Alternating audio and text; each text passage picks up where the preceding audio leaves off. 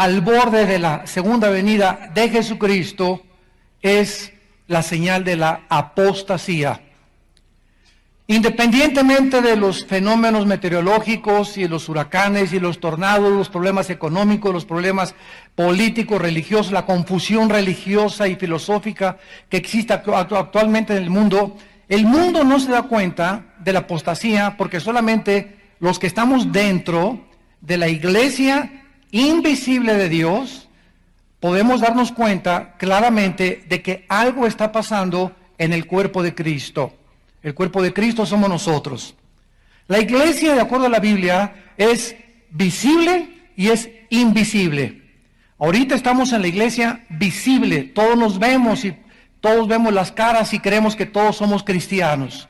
La iglesia invisible es la que el Espíritu Santo y solo el Espíritu Santo conoce los que verdaderamente formamos parte del cuerpo de Cristo. En otras palabras, todas las iglesias en el mundo entero son una mezcla de cizaña con trigo. Todas las iglesias, repito, no hay ninguna excepción, tienen Judas. Tienen obreros, personas introducidas encubiertamente con el propósito de desviar a los cristianos, de desmentir al pastor, de atacar a los líderes, de calumniar, de introducir herejías. Hay pastores, hay predicadores, hay un apostolitis ahorita tremendo, que es una de las enfermedades más grandes de la iglesia, personas que se levantan y se autonombran ya apóstoles, profetas de Dios, etcétera, etcétera.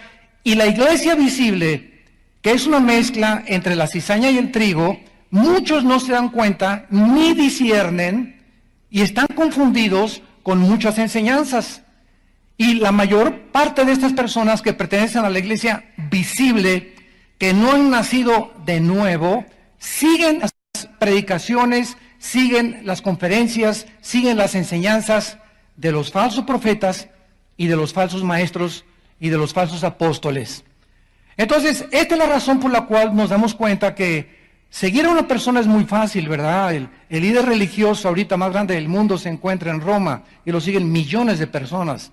Y eso no implica que él sea un verdadero siervo de Dios. El hecho de que hay una multitud grandísima siguiendo a una persona, de ninguna manera se puede clasificar o calificar como que esa persona es un ungido de Dios. En esta mañana quiero traer el ejemplo de un hombre llamado Jim Jones, que en 1978 comenzó a llevarse a 900 personas a la Guyana, a un lado de Venezuela, en un campo que él compró con el dinero de todas las personas que vendieron sus coches, sus propiedades, sus casas, para que este hombre comprara una propiedad y la pusiera a su nombre. Y este hombre se llevó a 900 personas, dice que él iba a enseñarles que ya venía Cristo, que venía la Tercera Guerra Mundial y que el gobierno quería destruir a los cristianos. Este hombre, Jim Jones, comenzó en una iglesia metodista en Indianápolis, en Estados Unidos. Posteriormente se mudó a California y ahí abrió una iglesia en California donde le decía la iglesia del amor, donde él le daba la bienvenida a todos y tú entrabas a esa iglesia y todo el mundo, ¿verdad?, pues parecían contentos y se abrazaban, etcétera, etcétera, y la mayor parte eran de color las personas que asistían, y fue una iglesia que comenzó a crecer y de repente les dijo, pues, tengo una revelación de Dios, el Espíritu Santo me ha hablado por un don de profecía, nos tenemos que ir de Estados Unidos porque Estados Unidos nos va a comenzar a confiscar las propiedades, y todos le creyeron y compraron la propiedad en la Guyana, bajo el liderazgo de Jim Jones. Además, estas personas, al finalizar el ministerio de él ahí en la Guyana, murieron envenenadas las 900 personas. Muchos dicen que se suicidaron, pero ahora con toda la investigación que se ha desarrollado, está claramente demostrado que esta persona tenía agentes armadas en la iglesia, allí en la Guyana, y obligaron a beberles en Kool-Aid, esa bebida para darle saborizante al agua, les pusieron veneno. Y a los niños los envenenaron, él acabó dándose un balazo en la cabeza. Además de esto, las 900 personas, Estados Unidos había mandado a un senador norteamericano a investigar, porque ya había cartas de personas en la Guyana que mandaban a Estados Unidos a sus familiares, notando algo raro con este hombre llamado Jim Jones. Otro caso similar volvió a suceder años después, en 1993, con un muchacho llamado David Koresh, con K, Koresh, en Waco, Texas. Este muchacho comenzó a decir que era el séptimo ángel del Apocalipsis. Comenzó a tener un grupo de personas, igual que en la Guyana, a ser una ciudad de Dios, y cuando el gobierno federal descubrió que tenían un cargamento impresionante de municiones y de armas, y que ya no dejaba salir a la gente, rodearon el lugar, ahí en Waco, Texas. Fue una tragedia tremenda, y entonces este hombre prendió fuego a todo este edificio que ellos tenían, y murieron quemados todos los niños, todas las mujeres, y David Koresh también. Damas y caballeros, santos de Dios, ¿qué está sucediendo en el mundo? ¿Por qué son tan engañados muchos que se dicen cristianos por tantos falsos apóstoles, profetas y líderes espirituales? ¿Qué acaso te preguntas, no te das cuenta del engaño? Si tú recibes un sobre en tu casa que dice, este sobre tiene la unción de mi huella, y si me mandas $50, te garantizo la protección de las maldiciones por 10 meses. No te puedes tú dar cuenta de este engaño y ser tan burro de mandar los 50 o los $100 a este supuesto falso líder que te está diciendo que te garantiza las maldiciones fuera de tu casa si tú mandas, o sea, te está vendiendo un seguro de maldiciones, y al acabar los 10 meses le tienes que mandar otro para que se renueve tu seguro? ¿Cómo es posible? ¿Cómo es posible que una persona pueda salir y decir, vendo trapos ungidos? ¿Ungidos de qué, Virgen de la Macarena? ¿Ungidos de qué? La unción en el Antiguo Testamento era un símbolo del Espíritu Santo. En el Nuevo Testamento la unción es la que tenemos de nosotros, el Espíritu Santo entre nosotros, que ya no se nos vuelve a salir jamás. Y el hecho de que en el Antiguo Testamento la unción pertenecía y se usaba el aceite, no significa que el aceite sea mágico. Ahora eso es brujería. ¿Te vendo este trapo ungido? ¿O te vendo tierra de Jerusalén? ¿O te vendo una astillita de la cruz de Cristo que me encontré por ahí? Y pones el trapo y se te va el dolor de cabeza. O aceite de Jerusalén ungido. ¿Y qué importa que sea de Jerusalén o de Xochimilco? Ya no es, eso es magia. Ya no tiene, el hecho de que sea Jerusalén no lo da magia. Ya completamente es un símbolo que ya no tiene ninguna objetividad bajo el nuevo pacto en el que vivimos nosotros. Pero la gente sigue cayendo en estos tipos de situaciones. ¿Qué está pasando? ¿Qué le sucede al mundo cristiano? Porque estamos invadidos de tantas falsas promesas y de tantas falsas herejías. Todas estas tragedias deben ser una fuerte advertencia para todos nosotros acerca de cómo opera el engaño. Porque el tema de esta conferencia es cristianos engañados. ¿De qué manera opera en millones de personas y de qué manera lo maneja Satanás y los demonios? Y ese es el tema que vamos a desarrollar. En Mateo capítulo 24, Mateo 24, el Señor Jesucristo, dándonos la primera señal de que nos encontrábamos muy cerca de su segunda venida, fue precisamente el engaño a los cristianos. Dice Mateo 24, versículo 5, porque vendrán muchos en mi nombre diciendo, yo soy el Cristo. Recuerden que la palabra Cristo significa ungido. Vendrán muchos diciendo, yo soy el que tengo la unción. Yo he oído predicadores que inclusive dicen esto en la televisión. Vengan a mi iglesia porque aquí está la unción. Hazme el favor. Se adjudican el derecho de la unción. Y si los pastores de todo el mundo ven aquí a mi iglesia, van a salir ungidos. Papacito, yo ya fui ungido cuando recibí a Cristo como mi Señor. Yo no voy a una iglesia a recibir otra unción. ¿De dónde sacaste eso? Ni en la Biblia del Mormón lo dice. ¿Cómo que otra unción? ¿Cómo que ahí está la unción? La unción está dentro de nosotros. Y donde 2 o 3 nos reunimos, ahí está Cristo en medio de nosotros. Vendrán muchos diciendo, yo soy ungido, y a muchos se engañarán. Versículo 5. Porque vendrán muchos en mi nombre diciendo, yo soy el ungido, y a muchos engañarán. Versículo 11.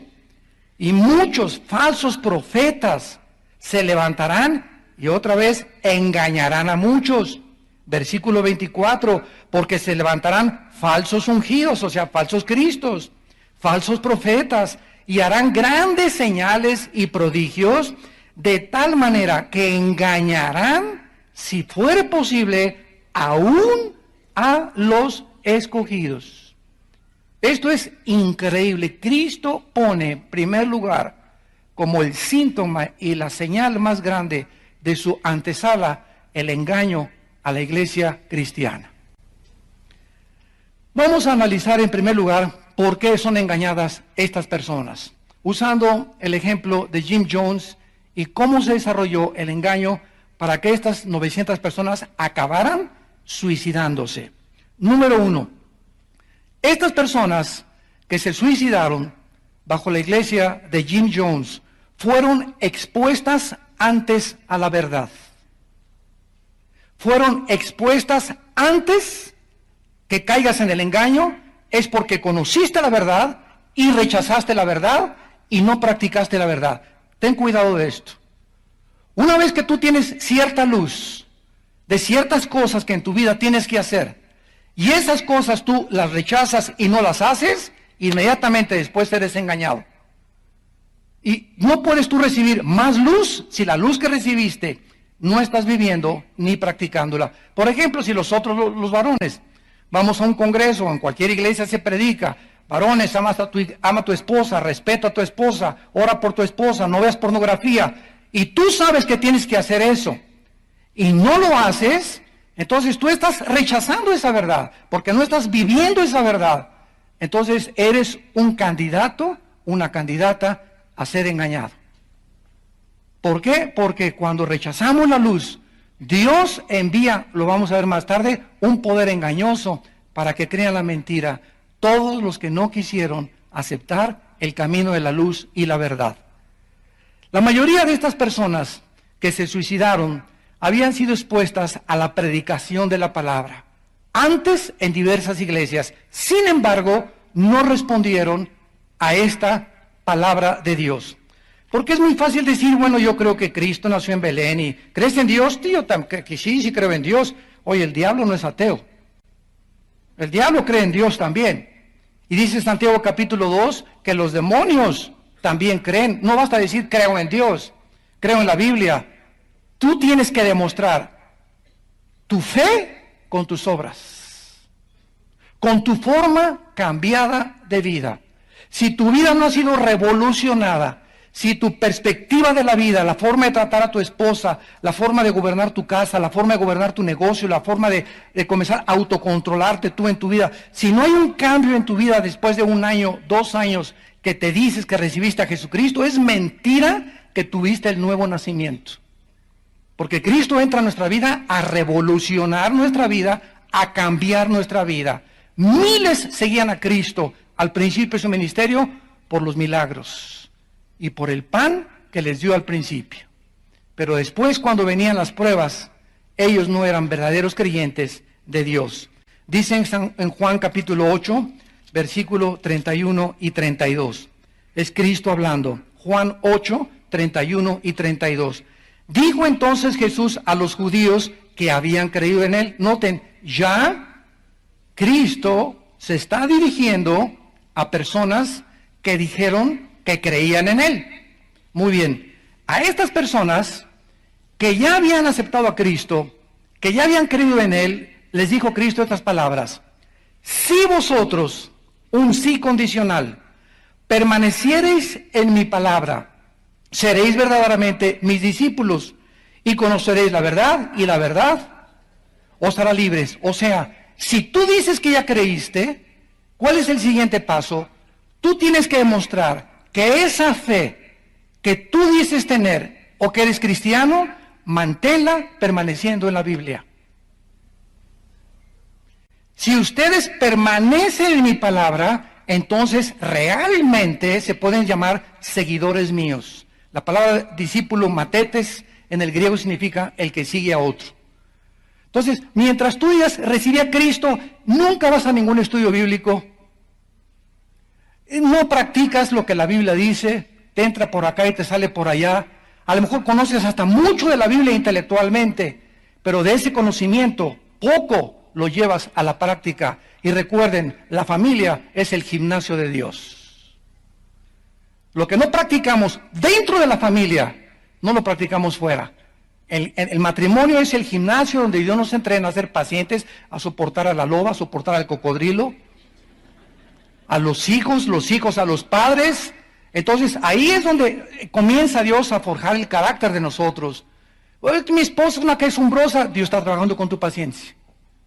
Que mi esposo me está gritando estas cosas, hermana, a lo mejor usted es muy rebelde y Dios quería usar a su esposo como león y que le rugiera de vez en cuando, etcétera, etcétera. Entonces hay muchas cosas que Dios usa como desatornilladores, como instrumentos para poder forjar nuestro carácter.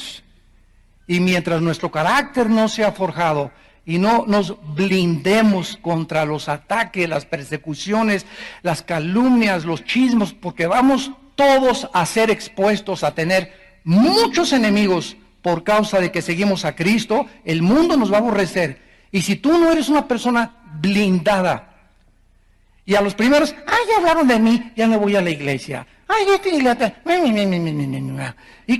Y tienes ese carácter que para cualquier cosa te desinflas, y es una bola de hipócritas, etcétera, etcétera. ¿Sabes una cosa? ¿Sabes por qué te desinflas? ¿Sabes por qué tienes ese carácter tan débil? Porque no tienes a Cristo. ¿Sabes por qué? Porque Dios no nos ha dado espíritu de temor, sino de valor, de poder y dominio propio. Y el que tiene el espíritu de Cristo es guerrero de Dios, es valiente, sufre penalidades como buen soldado de Cristo.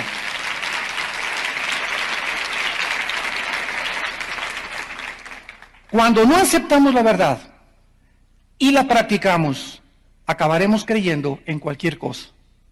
Esta es la tragedia más grande de una persona que oyó de Cristo hace 4 o 5 años o salió de alguna iglesia. ¿Te acuerdas de don Pancho y a Carmelita que iban a la iglesia? Pues fíjate que ahora anda con otra señora y se divorció y anda en adulterio, en pornografía y ahora es borracho y esto y el otro. Oye, pero fueron expuestos a la verdad, oyeron el evangelio, pero por acá les entró y por acá les salió. Y entonces a esas personas, dice segunda de Tesalonicenses, capítulo 2, versículo 11 y 12, que a esas personas Dios, antes de leer esto, les hago una pregunta. ¿Ustedes creen que Dios puede engañar a alguien? Los que dijeron no están reprobados en teología. Porque en segunda Tesalonicenses 2, del 11 al 12 dice, Dios les envía un poder engañoso. Así es, Dios puede engañar. ¿A quién? Dios no engaña con el propósito de hacerte un mal, como lo hace Satanás y como lo hace el mundo. Dios envía un poder engañoso a los que rechazaron la verdad para que ahora acaben aceptando la mentira. Entonces, esa es la tragedia más grande que te va a suceder. Si tú ahorita escuchas estas palabras de la Biblia y en 1 año, 2 años sigues igual, y tu vida no ha sido cambiada, no ha sido radicalizada, no ha sido revolucionada, no sientes más amor por Dios, por la palabra, por la gente, compasión, no eres más generoso en todo lo que Dios te da.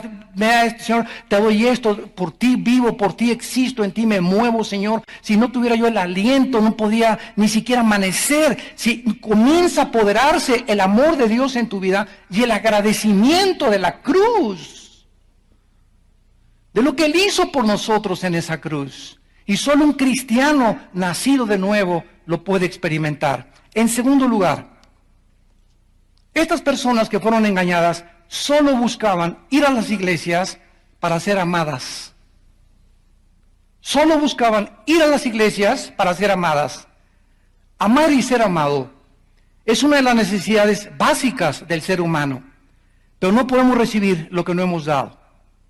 Entonces, si tú vas a una iglesia y estás buscando, pues en esa iglesia no hay amor, nadie me recibió, nadie me besó, nadie me abrazó, llegué con cara de pollo aplastado y nadie oró por mí, no tuvieron lástima de mí, No, en esa iglesia no hay amor, me voy de esta iglesia. ¿Sabes una cosa? Tú no puedes recoger lo que no has sembrado.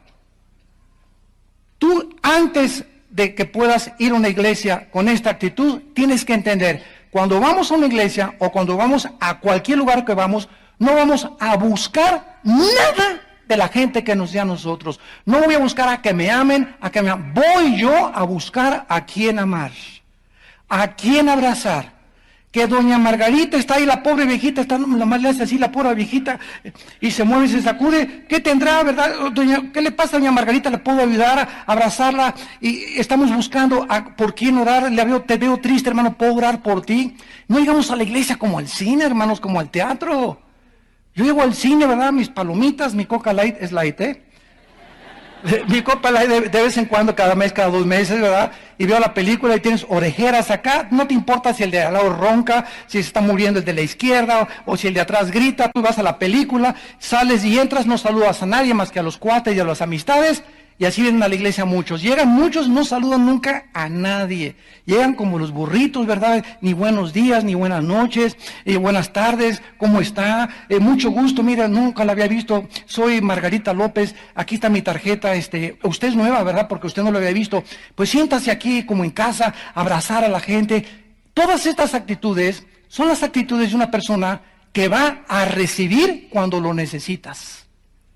Estuve enferma, hermano, y nadie fue a visitarme al hospital. Y cuando estaba sana, ¿a cuántas personas vas a visitar a los asilos, a los orfanatorios?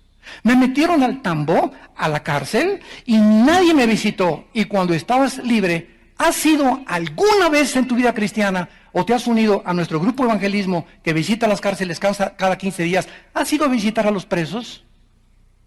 ¿Has ido alguna vez a compadecerte a la cárcel de mujeres? Yo recuerdo, ¿se acuerdan ustedes de la Mataplanchitas o cómo se llamaba? ¿Perdón? Mataviejitas, perdón. Que fue muy famosa, ¿verdad? Aquí en México. Bueno, la Mataviejitas, gracias a Dios, nuestra hermana Flor, la esposa de nuestro pastor Siragüen, fueron a la cárcel de mujeres y hizo una decisión para recibir a Cristo, la Mataviejitas. Y le prometió a los pastores que nunca le íbamos a encargar viejitos, ¿verdad? Que íbamos a esperar unos 5 años para ver si era cierto, ¿verdad? Pero así es, o sea, los peores personas, los peores individuos, las peores, ahí están en las cárceles y Dios tiene compasión de los más viles pecadores, porque para ellos murió Cristo, por los pecadores. Entonces, estas millones de personas andan buscando quien las ame, quienes oren por ellas, quienes las acaricien, y si no las encuentran, se retiran amargados. No han entendido que nosotros no vamos a la iglesia a buscar, vamos a dar, a seguir el ejemplo de Cristo. Dice en la primera carta de Juan, capítulo 4, versículos del 10 al 12. Primera de Juan 4, del 10 al 12. En esto consiste el amor. El apóstol Juan tiene que explicarnos en qué está basado el amor, qué es el verdadero amor. Y dice a continuación, no en que nosotros... O sea, no fuimos nosotros los que tomamos la iniciativa. No en que nosotros hayamos amado a Dios, sino que Él, la iniciativa salió de Él.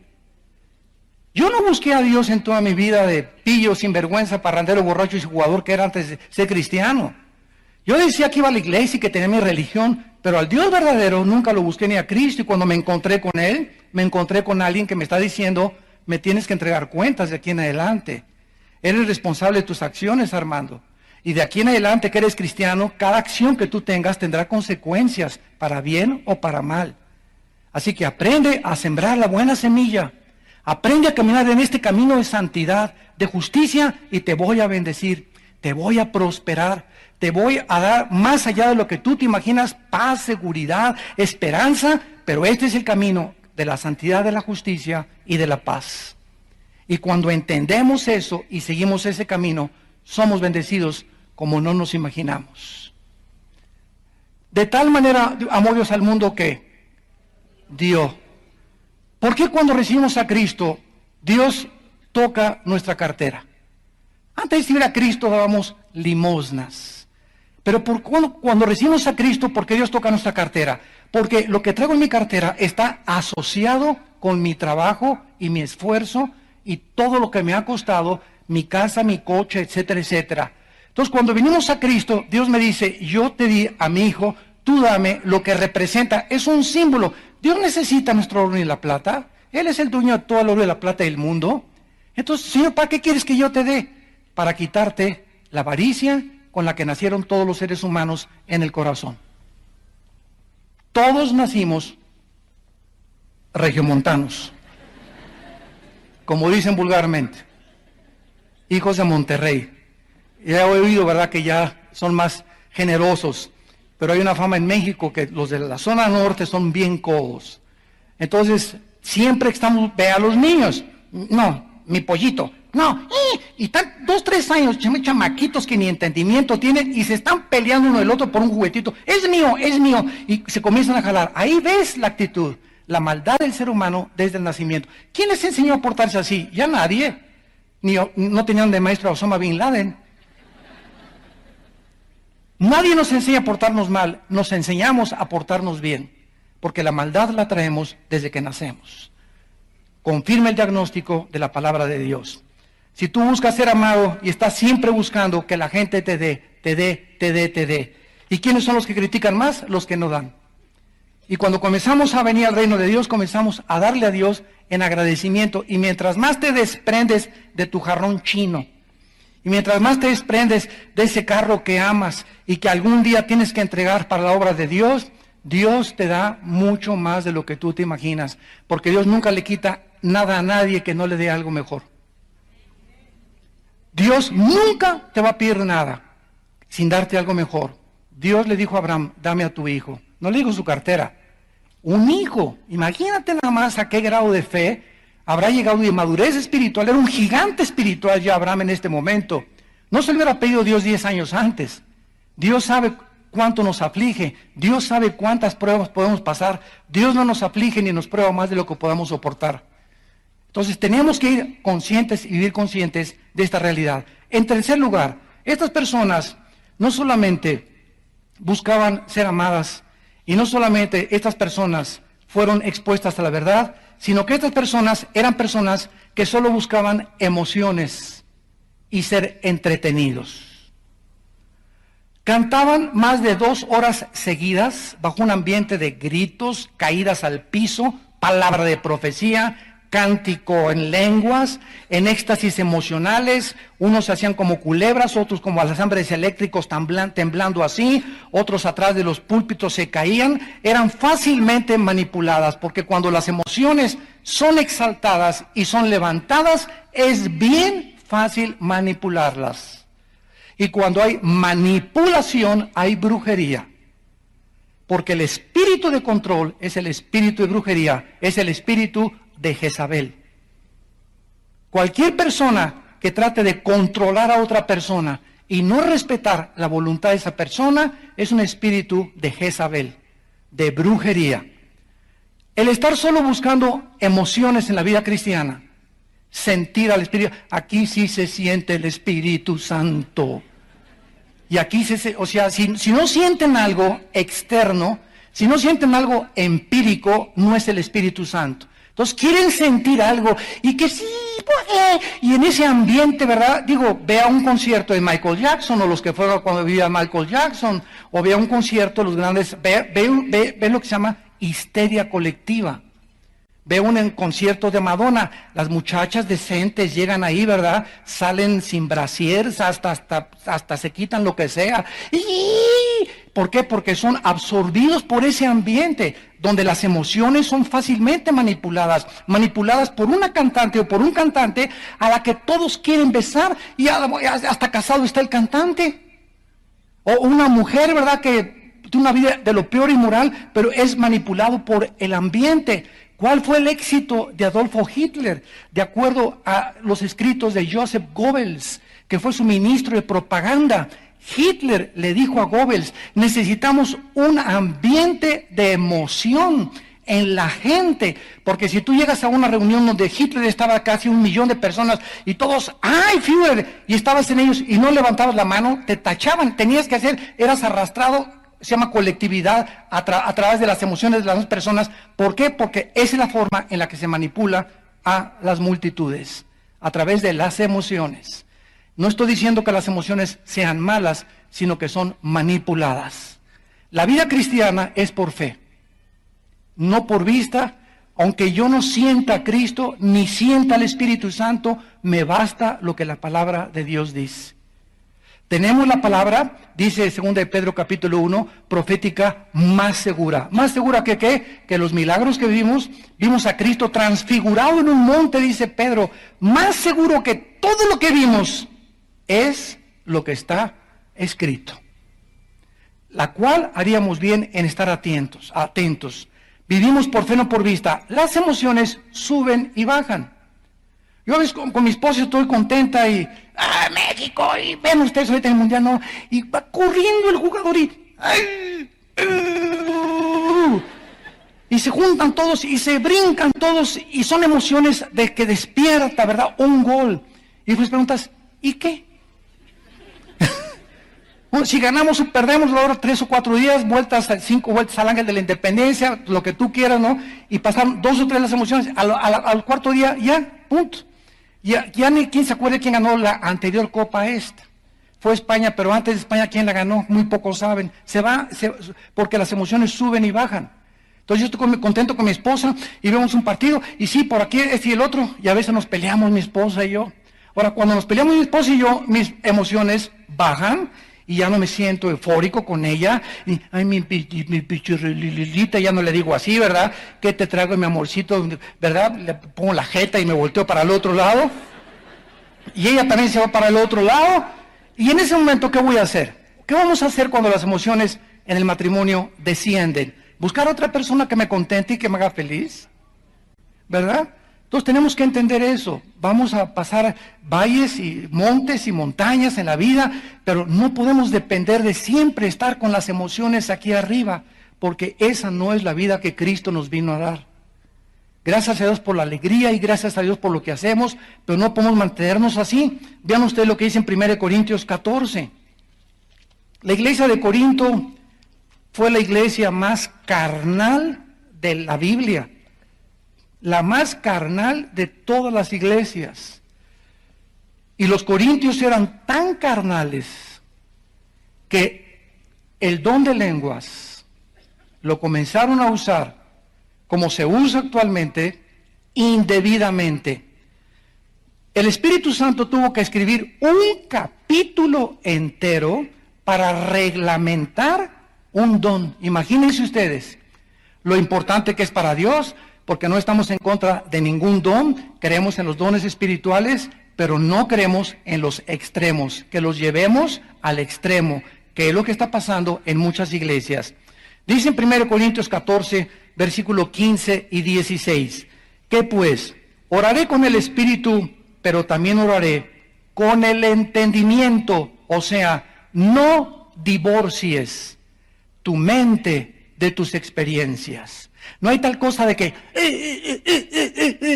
y tiemble, y no sé lo que estoy pasando, o que me caigo al suelo y me desmayaron y no supe lo que pasó. ¿Sabes una cosa? ¿De dónde sacaste eso? Eso lo hacen los faquires en la India.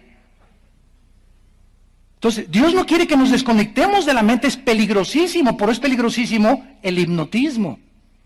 Nunca permitas que nadie te hipnotice, porque es la cautividad de la mente en la mente de otra persona, para que esa persona te inyecte o te contagie sus mentes, sus pensamientos y te manipule mentalmente.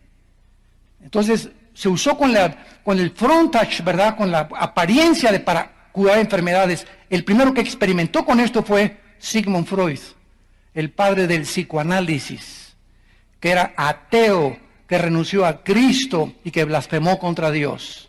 El padre de la psicología moderna. Ahí tiene su fundamento la psicología moderna, en un ateo evolucionista y humanista. Entonces dice la Biblia, oraré con el entendimiento. Mi espíritu ora, pero mi entendimiento queda sin fruto. ¿Qué pues? Oraré con el espíritu, versículo 15, pero oraré con el entendimiento. Cantaré con el espíritu, pero también cantaré con el entendimiento. Y dice el versículo 19. Pero en la iglesia, en la reunión, en la asamblea, prefiero hablar, dice Pablo, 5 palabras con mi entendimiento para enseñar también a otros que 10,000 palabras en lengua desconocida. Yo me acuerdo en los 80s cuando muchos hermanos amados, carismáticos, me comenzaron a perseguir tremendo. Y yo no estaba en contra de esto, estaba en contra de lo que estaban haciendo. Porque me invitaban a iglesias donde todo está rajado, la mamá chile, quién sabe qué, chino con japonés o quién sabe qué era, no eran ni dialectos mayas, o náhuatls. O sea, era una algarabía tremenda. Yo le decía al pastor, oye, pero la Biblia dice en Corintios 14 que en la iglesia está prohibido que todos hablen en lenguas. Hermano, ¿pero por qué? Porque dice aquí en el versículo 23, si toda la iglesia se reúne en un solo lugar y todos hablan en lenguas y entran indoctos o incrédulos, ¿no dirán que están locos y listos para el manicure?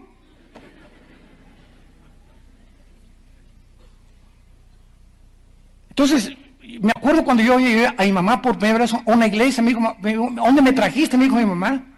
Una señora comenzó a hacer así como reguilete y la tumbó mi mamacita al suelo con toda la bolsa, porque salió a bailar en los pasillos. Otro el perico, y te caes y va para atrás y le cayeron al suelo a 2 primos míos encima, casi se descalabra mi prima. Salieron corriendo de la iglesia y todos, ¿qué están haciendo? Dice mamá, yo he ido a los hospitales psiquiátricos y no he visto tanta loquera.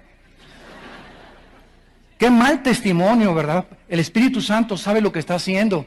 Ahora dice la Biblia en el versículo 26, y Pablo ya los calma. ¿Qué hay pues, hermanos? Tranquilino, pino, cocolino.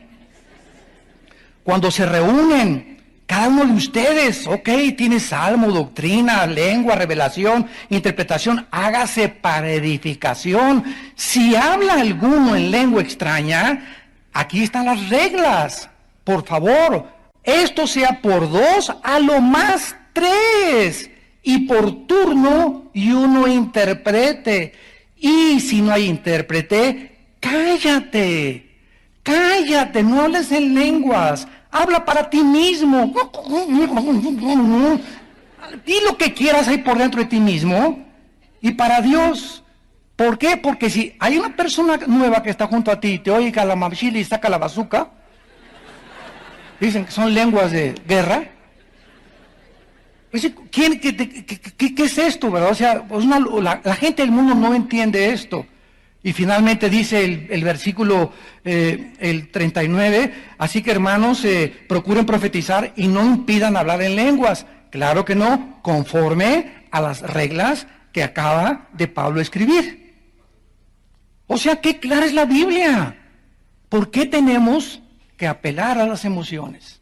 O también está muy de moda, ¿verdad? Cántico nuevo al Señor, y todos, y otro canta, ojalá que uno cantara Tchaikovsky, el otro Vivaldi, el otro Wagner, ¿verdad? Pero todos, cántico nuevo. Y creen que porque en el Antiguo Testamento dice cántico nuevo es cuando una persona está tan contenta de haber sido bendecida por Dios, que sale de su corazón un cántico, ¿verdad? En el que puedes tú cantarle a Dios, pero no significa que sea en lenguas forzosamente, ¿no? ¿Dónde dice que tiene que ser en lenguas el cántico? Y se vino esa costumbre a las iglesias, invadió esto, y como decía Hitler, cuando una mentira se repite 100 veces, se acaba aceptando por verdad. Y todas estas cosas se aceptan en muchas iglesias como algo que ya, y no está en la Biblia. Nos estamos alejando y alejando y alejando de la palabra de Dios. Tenemos que regresar a buscar como los bereanos si lo que nos enseñan viene de Dios.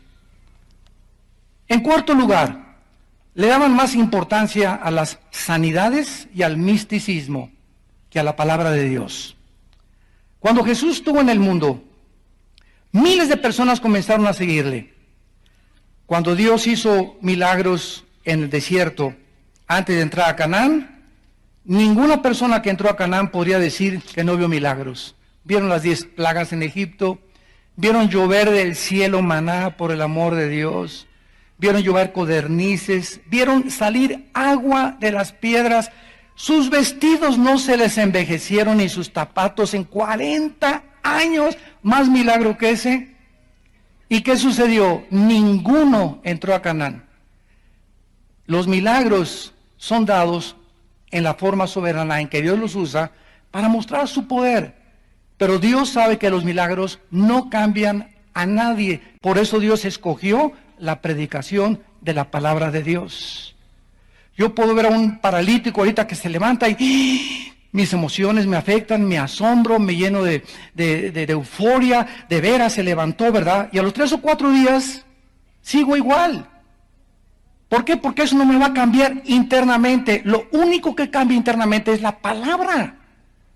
Habiendo sido renacidos por la semilla incorruptible, lo que nos hizo nacer de nuevo, lo que nos hizo resucitar espiritualmente fue la Biblia, la palabra de Dios, no los milagros que podemos ver. Más milagros que los que Cristo hizo no se pueden ya. Dice Juan 4:48. Jesús les dijo, si no vieran señales y prodigios, no van a creer. Comenzaron a acostumbrarse y a cada ratito le decían, queremos señal de ti. Y Cristo les contestaba, una vez les dijo, la generación mala y adúltera pide señales. Mas señales no les será dada más que la señal de Jonás, la resurrección de Cristo. En 1 Corintios 1 dice el apóstol Pablo, los judíos piden señales. Y en el siglo XXI, muchos religiosos siguen pidiendo en las iglesias cristianas señales. Queremos sanidades, queremos algo sobrenatural.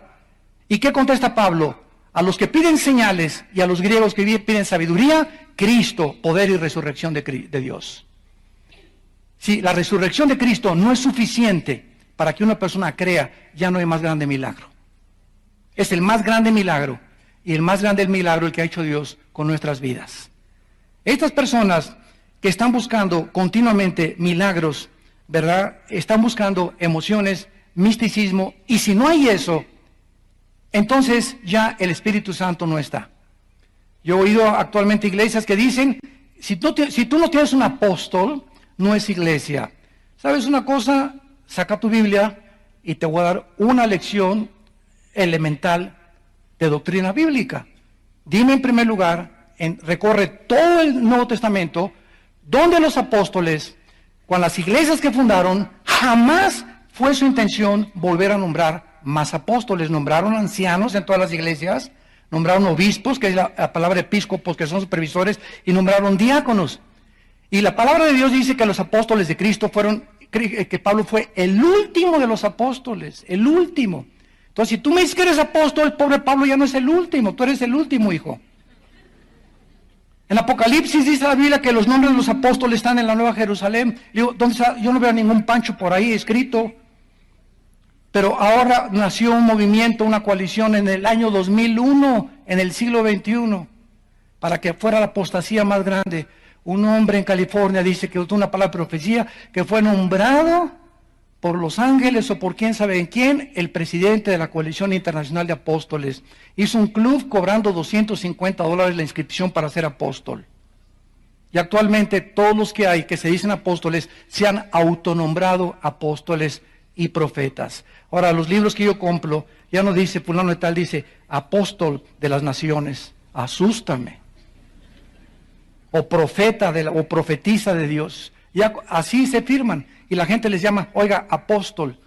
Los apóstoles, dice en Apocalipsis capítulo 2, gracias a la iglesia de Éfeso, que has probado a los que se dicen ser apóstoles y no lo son. 2000 años, damas y caballeros santos de Dios, sin apóstoles. Los padres de la iglesia, siglo I, segundo y tercero, vino Agustín de Hipona, jamás se dijo apóstoles. Calvino, Martín Lutero, Juan Wesley, George Whitefield, Juan Hughes, Giacomo Savonarola, David Carey, el que fundó las misiones en China. Ninguna persona jamás, Charles Spurgeon, nadie jamás en 2000 años de historia se nombró apóstoles más que Roma y una secta que se llama la Luz del Mundo, que tienen apóstoles. Son los únicos que siguieron con el apostolado, Roma y la Luz del Mundo. Y ahora ha entrado la infección a la iglesia cristiana. ¿Y usted qué es? Siervo inútil, es lo que contestamos. Siervos inútiles es lo que somos todos. Todos somos sacerdotes y reyes delante de Dios. Nunca dice todos somos apóstoles. Virgen de la Macarena. ¿Qué cosa es lo que estos líderes tienen en su motivación? En primer lugar, le quieren dar más importancia al dinero y a los bienes materiales que a la evangelización. Dice en 2 de Pedro, capítulo 2, versículo del 1 al 3. Pero hubo también falsos apóstoles y profetas, como habrá entre ustedes falsos maestros que introducirán encubiertamente herejías destructoras y negarán al Señor que los rescató, atrayendo sobre sí mismos destrucción repentina. Estamos advertidos, así como en el Antiguo Testamento hubo falsos apóstoles y maestros, lo tendremos también en el Nuevo Testamento. Y muchos seguirán sus disoluciones, por causa de los cuales el camino de la verdad será blasfemado. Y por avaricia, dice el apóstol Pedro, por avaricia harán mercadería con vosotros, con palabras fingidas. Sobre los tales ya de largo tiempo la condenación no se tarda y su perdición no se duerme. Es increíble al grado que hemos llegado en el siglo XXI. Yo les conté hace algún tiempo que esto comenzó en los 70s, en los 80s, cuando un cantante muy famoso fue el primero que comenzó a cobrar por los conciertos. O sea, comenzaron a hacer del ministerio del canto en las iglesias un negocio. Y después los predicadores. Y cuando me invitaban a mí para ir a predicar en algún país de Europa o de Sudamérica, me acuerdo que una vez el presidente de la Alianza de Pastores me dijo, señor Alducin, queremos que venga aquí usted 3 o 4 días. ¿Cuáles son sus honorarios? Me preguntaron, ¿cuáles son sus honorarios? Y lo digo públicamente. ¿Cuáles son sus honorarios? Y le digo, pero ¿de qué me está usted hablando? ¿Cómo que cuáles son mis honorarios? Sí, ¿cuánto nos va usted a cobrar por venir a predicar en esta campaña? Le dije, pero ¿de dónde sacaron eso? Es que el antiguo predicador que tuvimos la semana pasada nos cobra $500 la noche, con saco gris 600 y con saco negro 700. Y nos reímos. Y nos dijo que si con lagrimita o sin lagrimita. Con lagrimita eran $150 más. Y nos pidió un hotel 5 estrellas, en la mañana queso cottage con uvas, mejor restaurante, y se ha transportado muchas veces ahora en helicóptero al hotel. Yo me quedé, ¿verdad?, anonadado, volteé a ver a mi esposa, le dije, no es posible que esté así la iglesia cristiana. Y les contesté a estos líderes que me invitaron, ustedes tienen la culpa por invitar a mercenarios del evangelio, porque son mercenarios. Y lo digo a cualquier pastor, cualquier persona que te cobre ir a tu iglesia, nunca lo vuelvas a invitar. O vivimos por fe, o vivimos por lo que nos van a dar. Entonces la motivación de los que van es por el dinero que les van a dar. Oiga, y si no le damos nada, pues no me den nada, le dije. Me conformo a comer en un hotel y me paguen el avión. Si me quieren dar ofrenda, démela, y si no, lo que está en su corazón. ¿Y saben por qué? Porque tengo a papá en el cielo que me da. Y si no me la dan ustedes, me la da Dios por otro lado. Porque no vivo para lo que me den, vivo para lo que pueda recibir.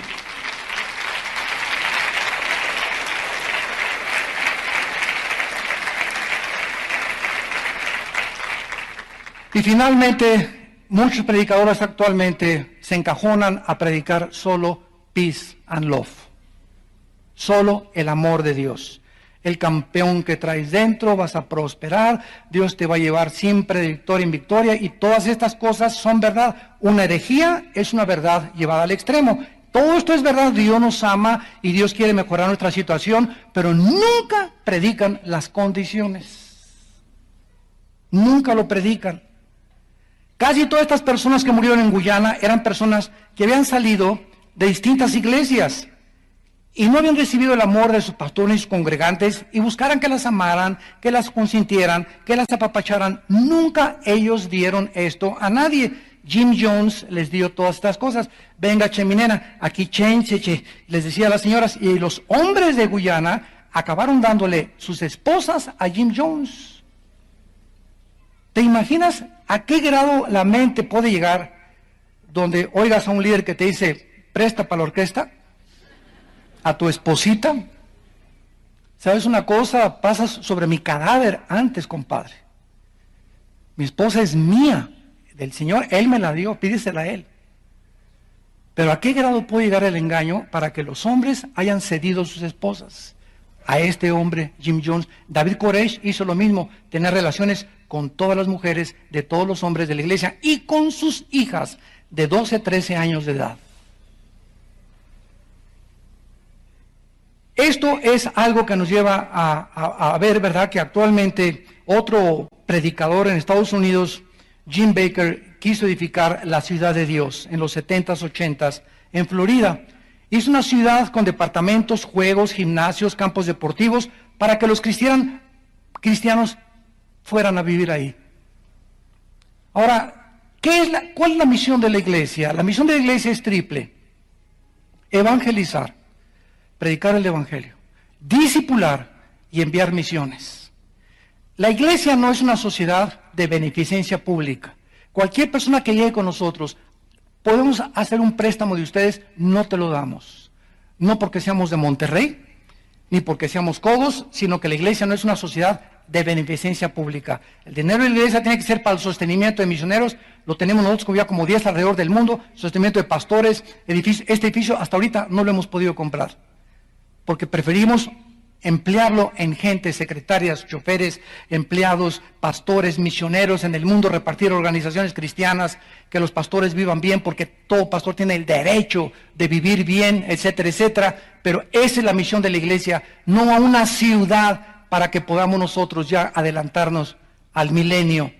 La iglesia tiene la misión principal, el aspecto social queda restringido en segundo plano.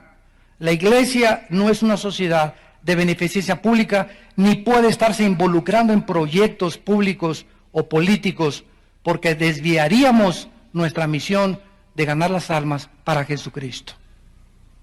Muchos pastores y ahorita en el mundo que están involucrándose en la política o haciendo esta sociedad o invirtiendo el dinero en un estadio grandísimo, dinero en un estadio grandísimo, dinero en un estadio grandísimo, dinero en un estadio grandísimo, dinero en un estadio grandísimo, dinero en un estadio grandísimo.